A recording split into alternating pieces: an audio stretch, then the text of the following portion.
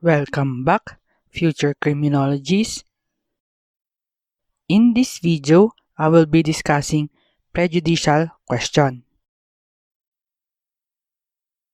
Prejudicial question.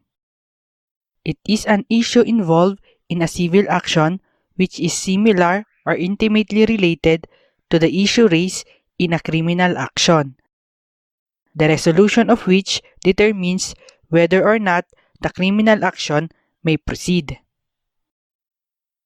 By that, what are then the elements of prejudicial question? First, the civil action must be instituted prior to the criminal action.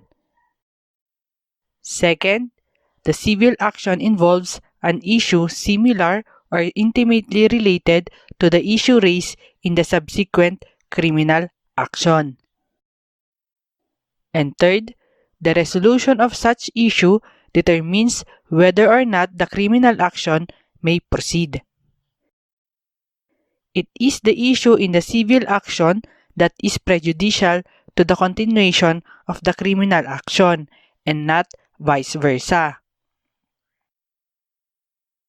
Now, let us illustrate the application of prejudicial question. First illustration. Pedro allegedly sold to Juan a parcel of land, which Pedro later sold to B-Boy. So there are two sales, first sale to Juan and second sale to B-Boy.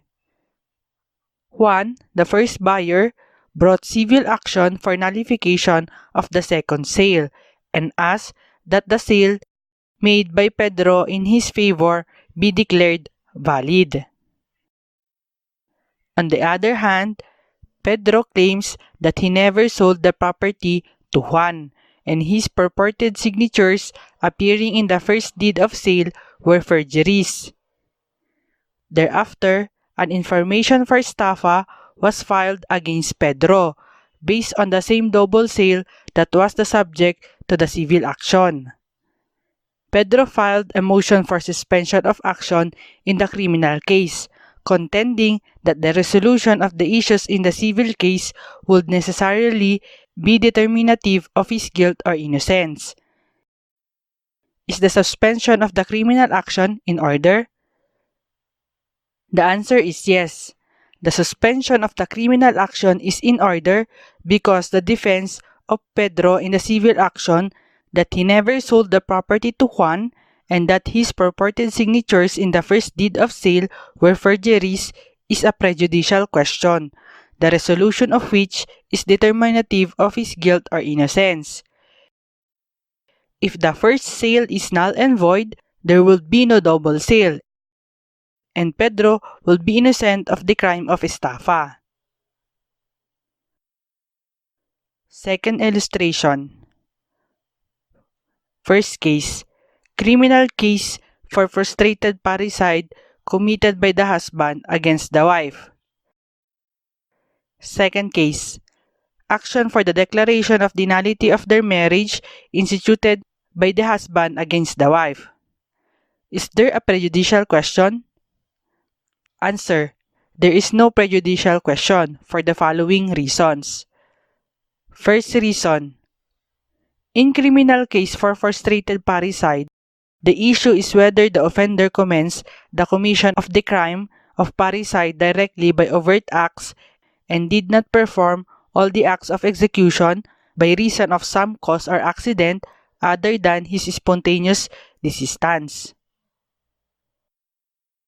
On the other hand, the issue in the civil action is whether petitioner is psychologically incapacitated to comply with the essential marital obligation.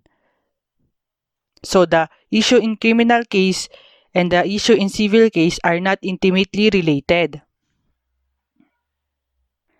Second reason.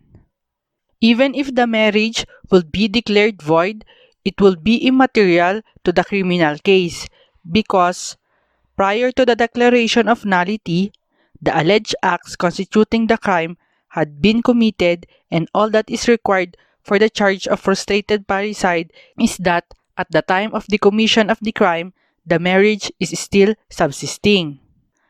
Ang claim kasi ni accused dito, pag na-declare na void ang kasal nila, then ang crime niya dapat ay frustrated homicide or murder as the case may be, at hindi frustrated parricide. Kaso, the principle of prejudicial question is immaterial dahil yung crime ay ginawa nung kasal pa sila. Third reason, that the criminal case was filed ahead of the civil case. Remember that one of the elements of prejudicial question is that the civil action must be instituted prior to the criminal action. What is the reason for the principle? The reason of the principle is to avoid two conflicting decisions. Instances when prejudicial question cannot be invoked. 1. Both cases are criminal. 2. Both cases are civil. 3. Both cases are administrative. 4. One case is administrative and the other is civil. 5. One case is administrative and the other is criminal. What is the effect of the existence of a prejudicial question? In case there is prejudicial question, the criminal action is suspended until the final determination of the civil action. Where to file the petition to suspend the criminal action? The action can be filed with 1. The office of the prosecutor, or 2.